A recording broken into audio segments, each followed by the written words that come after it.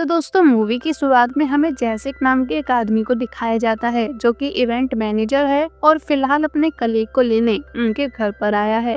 अब वो लोग इवेंट की तरफ जा ही रहे होते हैं, तभी जैसिक के पास किसी की कॉल आती है। जब वो उस कॉल को अटेंड करता है तो उसे पता चलता है कि सी नाम की एक लेडी की किसी हादसे में मौत हो गई है। ये खबर उसे पूरी तरह से झंझोर कर रख देती है, क्योंकि सी न सिर्फ उसकी कंपनी में काम किया करती थी बल्कि उसके सबसे करीबी दोस्तों में से एक थी। अब जैसिक हॉस्पिटल आ जाता है, जहां डॉक्टर उसे बताते हैं कि सी के फोन में हमें बस एक ही नंबर मिला था जो कि तुम्हारा था, इसलिए हम नहीं जान पाए कि सी का कोई रिलेटिव है भी या नहीं। इसके बाद वो जैसिक से पूछते हैं कि क्या इनका कोई रिलेटिव है जो आकर इनका अंतिम संस्कार कर सके। अब जैसिक उनसे कहता है कि मैं इनके रिलेटिव के बारे में पता करता हूँ।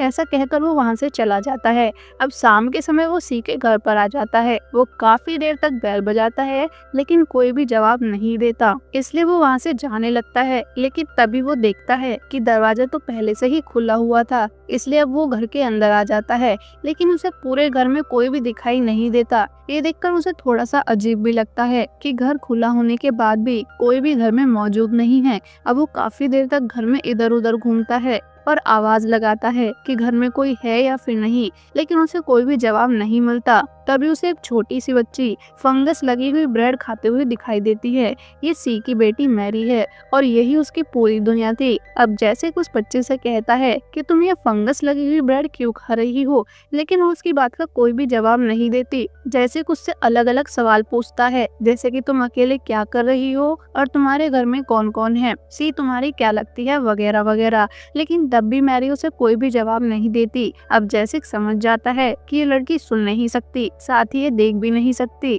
और ये बात जैसिक को अंदर से झंझोर कर रख देती है, क्योंकि उसे पूरे घर में उस बच्चे के अलावा कोई भी नहीं दिखा। साथ ही उसे भी इस दुनिया में नहीं रही तो ऐसे में इस बच्चे का ख्याल कौन रखेगा। ये सारे सवाल उसके मन में आते रहते हैं। अब वो सी के घर की तलाशी लेने लगता है। तभी उसे मुश्किल से एक नंबर मिलता है जो कि सी के एक्स हस्बैंड का होता है। इसके बाद वो उसके पास कॉल करता है और उसे बताता है कि तुम्हारी पत्नी अब इस दुनिया में नहीं रही और अब तुम्हें अपनी बेटी को अपने पास रखना होगा। लेकिन वो आदमी साफ साफ मना कर देता है कि मेरा इस बच्चे से या फिर उसकी माँ से कोई लेना देना नहीं है।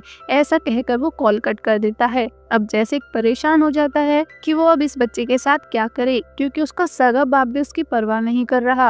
अब परेशान होकर वो स्मोक करने लगता है। अब स्मोक की स्मेल से वो बच्ची धीरे धीरे जैसिक के पास आ जाती है और उसे गले लगा लेती है, क्योंकि सी भी अक्सर स्मोक किया करती थी, इसलिए उसे लगता है कि ये उसकी माँ है। लेकिन जब मैरी को महसूस होता है कि ये तो कोई अनजान शख्स है तो वो जोर जोर से रोने लगती है और मैरी के रोने की आवाज से उस घर की मालकिन वहाँ पर आ जाती है। अब जैसे गेट खोलता है तो उस लेडी को लगता है कि जैसिक ही सी का हस्बैंड है, इसलिए वो उसे सुनाने लगती है कि तुम दोनों हस्बैंड वाइफ के चक्कर में बेचारी इस बच्चे को क्यों घसीट रहे हो। अगर तुम लोग इस बच्चे को नहीं संभाल सकते तो इसे किसी चाइल्ड वेलफेयर में दे दो। अब वो जैसिक को काफी भला बुरा कहती है। तभी जैसिक उसे बताता है कि इसकी माँ की मौत हो गई है।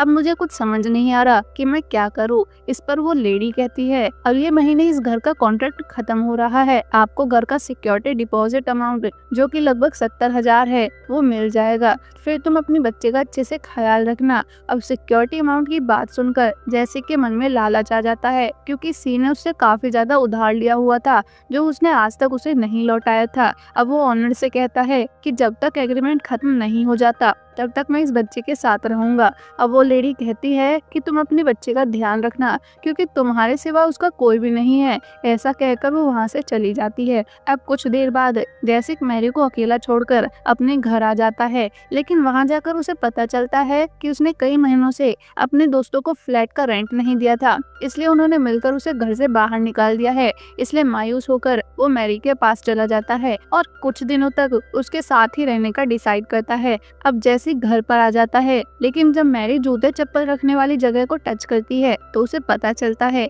कि यहाँ पर उसकी माँ की चप्पल नहीं है, लेकिन हाँ कोई अनजान इंसान है। इसलिए वो चुपचाप जाकर कोने में बैठ जाती है। अब कुछ देर बाद जैसिक उसके लिए नूडल बनाता है, क्योंकि वो कई दिनों से बस ब्रेड ही खा रही थी। अब जैसिक उसे नूडल देता है। जब वो नूडल को स्मेल करती है तो वो उनके पास आ जाती है, लेकिन फिर उनसे दूर चली जाती है और वापस से वही फंगस वाली ब्रेड को खाना शुरू कर देती है। जैसे उससे वो सड़ी हुई ब्रेड खाने से मना करता है, लेकिन वो उसकी बात नहीं सुन रही थी, इसलिए वो किचन में रखी हुई सारी ब्रेड को फेंक देता है। अब कुछ देर बाद मैरी वापस से जूते चप्पल रखने वाली जगह को टटोलने लगती है और इस बार उसे वहाँ पर कोई भी जूता नहीं मिलता, जिसे देखकर उसके चेहरे पर एक अलग सी मुस्कान आ जाती है। दरअसल जैसिक ने अपने जूते पहले ही छिपा दिए थे क्योंकि वो देखना चाहता था कि ये बच्ची अकेले में क्या करती है। अब मैरी टेबल पर ब्रेड को ढूंढने लगती है, लेकिन उसे वहाँ पर कोई ब्रेड नहीं मिलती क्योंकि जैसिक ने पहले ही सारी ब्रेड डस्टबिन में डाल दी थी। ये देखकर वो जोर जोर से रोने लगती है क्योंकि जब से वो बड़ी हुई है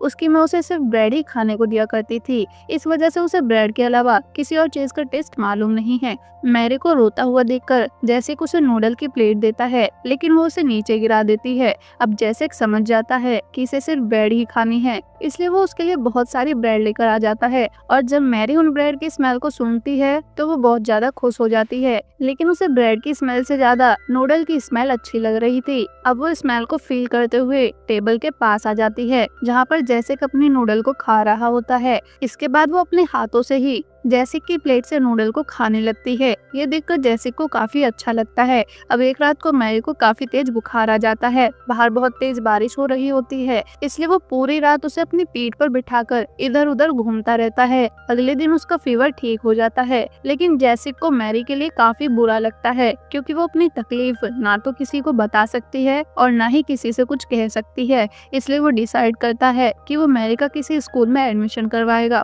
ताकि वो भी कुछ सीख सके और इशारों में अपनी तकलीफ बता सके। लेकिन जब वो स्कूल में जाते हैं तो उसका एडमिशन नहीं हो पाता क्योंकि स्कूल में बस उन्हीं बच्चों को पढ़ाया जाता है जो या तो बोल सकते हैं और सुन नहीं सकते, या फिर सुन सकते हैं लेकिन बोल नहीं सकते। पर मैरी के केस में ना तो वो सुन सकती है, ना ही देख सकती है और ना ही कुछ बोल सकती है, जिस वजह से उसका एडमिशन नहीं हो पाता। लेकिन जैसे हिम्मत नहीं हारता, इसलिए वो उसके लिए लर्निंग टॉय अल्फाबेट लेकर आता है, जिनकी मदद से वो उसे कुछ लेटर समझाता है। वो मैरी को सबसे पहला वर्ड पापा सिखाता है। अब मैरी भी धीरे धीरे जैसिक पर ट्रस्ट करने लगी थी। उसे जैसिक के साथ खेलना अच्छा लगने लगा था। अब जैसिक मैरी को सिखा ही रहा होता है, तभी कुछ लोग वहाँ पर आ जाते हैं। दरअसल ये लोग लोन डिपार्टमेंट से थे जो सी ने उनके बैंक से लिया था, लेकिन वो टाइम पर लोन नहीं दे पाई थी और अब इस लोन को चुकाने की डेट भी निकल चुकी थी, इसलिए वो लोग लोन को वसूलने आए थे। अब सी तो इस दुनिया में नहीं रही, लेकिन जिस डिपॉजिट अमाउंट को लेने के लिए जैसिक अभी तक मैरी का ख्याल रख रहा था, वो डिपॉजिट अमाउंट अब उसे नहीं मिलने वाला क्योंकि वो अमाउंट अब लोन एजेंट लेने वाले हैं। अब ये देखकर जैसिक पूरी तरह से टूट जाता है क्योंकि ना तो उसके पास रहने के लिए घर है और ना ही कोई जॉब। उसके साथ जो लोग काम किया करते थे वो भी अब उसे छोड़कर जाने लगे थे क्योंकि जैसिक के पास कोई प्रोजेक्ट नहीं आ रहा था, जिस वजह से उसका ये काम भी बंद हो जाता है। वहीं जब वो अपने ऑफिस में जाता है तो उसे पता चलता है कि उसके बिजनेस पार्टनर ने सारी कंपनी टेक ओवर कर ली है और अब इस कंपनी में जैसिक का कोई भी शेयर नहीं बचा। ये मोमेंट जैसिक की लाइफ का सबसे बुरा पल होता है। अब ना तो उसके पास उसकी कंपनी है और ना ही डिपॉजिट के पैसे। वो हताश होकर घर के लिए जाने लगता है। जब वो घर आता है तो वो देखता है कि मैरी पहले से ही सो चुकी है। जैसिक को नींद नहीं आती, इसलिए वो सी के फोन को देखने लगता है जिसमें उसे मैरी के बचपन की कुछ फोटो मिलती है। फोटो को देखकर जैसिक काफी खुश होता है। तभी वो सी के कुछ मैसेजेस पढ़ने लगता है जिसमें उसे पता चलता है कि उसने गाँव के किसी आंटी को कुछ पैसे उधार दिए थे। मैसेज पढ़ने के बाद जैसिक बस इन पैसों को वापस लेने का फैसला करता है। अब अगले दिन वो मैरी को लेकर उन आंटी के गांव की तरफ जाने लगता है। हालांकि जैसिक को उन आंटी का प्रॉपर एड्रेस नहीं पता होता, इसलिए वो उनकी फोटो प्रिंट आउट करवाकर लोगों को दिखाता रहता है और सबसे उनके बारे में पूछता है, पर किसी को उन आंटी के बारे में कोई भी जानकारी नहीं होती। अब वो हताश होकर गाड़ी में बैठ जाता है, लेकिन तभी वो देखता है कि मैरी गाड़ी में नहीं है। ये देखकर वो परेशान हो जाता है और इधर उधर मैरी को ढूंढने लगता है। तभी उसे मैरी दिख जाती है जो किसी फैमिली के साथ बैठी होती है और एक छोटे से पप्पी के साथ एंजॉय कर रही होती है। अब जैसिक भी उनके पास चला जाता है और उनसे बातचीत करना शुरू करता है। जैसिक उनसे कहता है कि कुछ दिन रहने के लिए यहाँ पर कोई जगह मिल जाएगी। इस पर वो अंकल कहते हैं कि अगर तुम हमारे लिए काम करोगे तो तुम्हें आज रात रहने के लिए छत और खाने के लिए खाना दिया जाएगा। अब जैसिक को इससे ज्यादा क्या ही चाहिए, इसलिए वो काम करने के लिए राजी हो जाता है। बहुत सारा काम करने के बाद जब शाम को वो थक हार कर लेट जाता है तो मैरी उसके पास आती है है और उसे अपने मुंह के आलू खिलाने लगती है। ये देखकर जैसिक उससे कहता है कि तुम ये क्या कर रही हो, और मैरी से नाराज होकर वहाँ से चला जाता है। अब मैरी भी थोड़ा उदास हो जाती है। अब अगले दिन वो फिर से उन आंटी को ढूंढने के लिए निकल जाते हैं, लेकिन बीच रास्ते में मैरी को प्यास लगने लगती है और दूर दूर तक जैसिक को कोई भी दुकान नहीं मिलती, इसलिए वो एक खेत से तरबूज चुराकर मैरी को खिलाने लगता है। वो मैरी को सिखाता है कि तरबूज के बीज को बाहर फेंकना चाहिए, लेकिन मैरी उन बीजों को जैसिक के मुंह पर ही थूकने लगती है। तभी खेत की ओनर, जिसका नाम जो है, वो वहाँ पर आ जाती है, क्योंकि उसने कैमरों के जरिए जैसिक को तरबूज की चोरी करते हुए देख लिया था। अब जैसिक उससे माफी मांगता है और उससे भी उन आंटी के बारे में पूछता है। इस पर जो कहती है कि ये गांव काफी बड़ा है, ऐसे में इन आंटी के बारे में बता पाना थोड़ा मुश्किल है। ऐसा कहकर वो वहाँ से चली जाती है। तभी कुछ देर बाद बारिश शुरू हो जाती है, इसलिए मैरी और जैसिक गाड़ी के अंदर ही बारिश के बंद होने का वेट करने लगते हैं। लेकिन मैरी बारिश का मजा लेने के लिए उससे जिद करने लगती है और जैसिक उसे मना कर देता है, जिस वजह से मैरी नाराज हो जाती है। अब मैरी का दिल रखने के लिए वो उसे बारिश में ले आता है। अब मैरी काफी देर तक बारिश और गीली मिट्टी का मजा लेती है और कुछ देर बाद वो लोग वापस गाड़ी में आ जाते हैं। तभी कुछ देर बाद जो भी उनकी गाड़ी के पास आ जाती है, वो उन्हें खाने के लिए अपने घर पर बुलाती है। इसके बाद वो उसके घर पर चले जाते हैं और डिनर करने लगते हैं। तभी मैरी फिर से अपने मुंह का खाना जैसिक को खिलाने लगती है। ये देखकर जैसिक उससे कहता है कि तुम ये क्या करती रहती हो, ये गंदी आदत तुम्हें किसने सिखाई। ये देखकर जो के पिता जैसिक से कहते हैं कि ये बच्ची तुमसे बहुत ज्यादा प्यार करती है,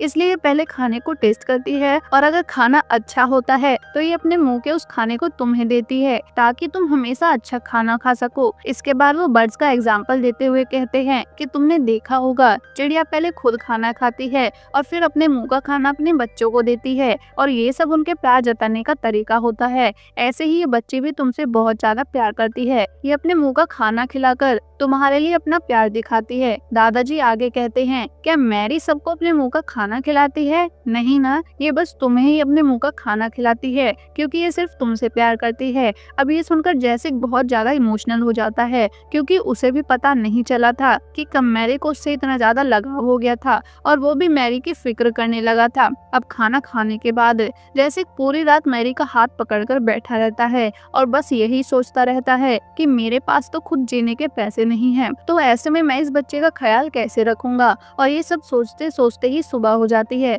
अब अगले दिन जब वो बाहर आता है तो वो देखता है कि दादाजी कुछ काम कर रहे हैं। ये देखकर जैसिक उनसे पूछता है कि आप क्या कर रहे हो। इस पर वो कोई जवाब नहीं देते और हंसकर वहाँ से चले जाते हैं। अब ये देखकर जैसिक को बड़ा अजीब लगता है। इसके बाद वो खुद जाकर उस पोटली को चेक करता है जिसे अभी दादाजी देख रहे थे। वो उसे खोलकर देखता है तो उसमें बहुत सारे पैसे होते हैं। पैसे देखकर जैसिक थोड़ा सा चौंक जाता है, लेकिन तभी जो वहाँ पर आ जाती है वो जैसिक को कुछ काम करने के लिए देती है। वो कहती है कि अगर तुम हमारे लिए काम करोगे तो हम तुम्हें रहने के लिए घर और खाने के लिए खाना देंगे, साथ ही दिन का 100 रुपए देंगे। ये सुनकर जैसिक बहुत ज्यादा खुश हो जाता है, क्योंकि उसे कैसे भी करके उस पोटली के पैसों को निकालना था और ये तभी हो पाएगा जब वो यहाँ पर रहेगा। इसके बाद वो मैरी के साथ मिलकर काम करने लगता है। वो मैरी को अलग अलग फलों के बारे में बताता है। मैरी को नई नई चीजें सीखकर काफी अच्छा लगता है। वहीं जो को भी मैरी और जैसिक के साथ रहना अच्छा लगने लगा था। अब ऐसे ही करके कई दिन बीत जाते हैं। वो तीनों मिलकर खेत का बहुत सारा काम करते हैं। वहीं मैरी भी इन दोनों की कंपनी को एंजॉय करती है, इसलिए वो उन दोनों की बहुत सारी फोटोज और वीडियोस रिकॉर्ड करती है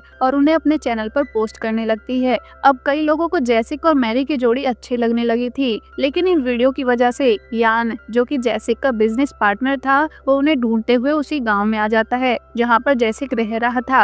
वो अपने आदमियों के साथ मिलकर जैसिक को बहुत ज्यादा मारता है और उससे कहता है कि जिस गाड़ी को लेकर तुम यहाँ पर आए हो वो कंपनी की गाड़ी है, इसलिए तुम्हारा इस गाड़ी पर कोई भी अधिकार नहीं है। अब वो लोग जैसिक की गाड़ी को लेकर वहाँ से चले जाते हैं। अब जैसिक को अपने हालात और अपनी किस्मत पर काफी ज्यादा गुस्सा आता है। अब वो घर आ जाता है, लेकिन तभी कुछ देर बाद जो भी वहाँ पर आ जाती है। जब वो जैसिक की हालत देखती है तो वो काफी ज्यादा परेशान हो जाती है, क्योंकि वो अब जैसिक को पसंद करने लगी थी। वो उससे पूछती है कि तुम्हारे साथ ये किसने किया, लेकिन जैसिक इस पर कोई भी जवाब जवाब नहीं देता। अब रात के समय मैरी जब जैसिक को टच करती है तो उसे समझ आ जाता है कि जैसिक के साथ कुछ तो गलत हुआ है। वो उसकी चोट पर अपने नन्हे नन्हे हाथों को लगाने लगती है। तभी जैसिक उसके हाथों पर आंसू लिखता है, जिससे वो समझ जाती है कि जैसिक को दर्द हो रहा है, इसलिए वो उसकी चोट पर फूंक मारने लगती है। ये देखकर जैसिक उसके नन्हे हाथों को चूमने लगता है और उसे अपने पास लिटाकर सुलाने लगता है। अब अगले दिन जैसिक जो के लिए एक नोट छोड़कर चला जाता है।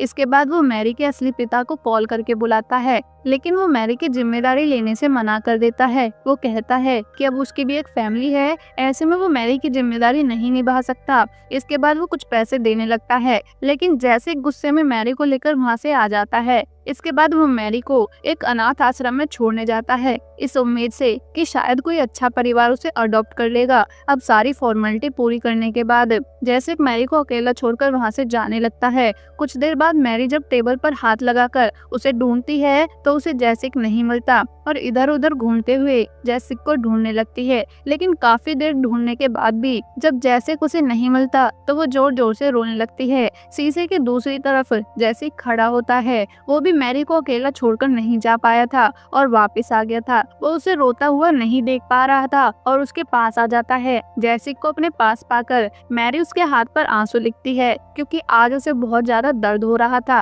वो उससे दूर नहीं रह सकती। आज पहली बार वो अपने सिर पर मारते हुए जैसिक से पूछती है कि वो कौन है।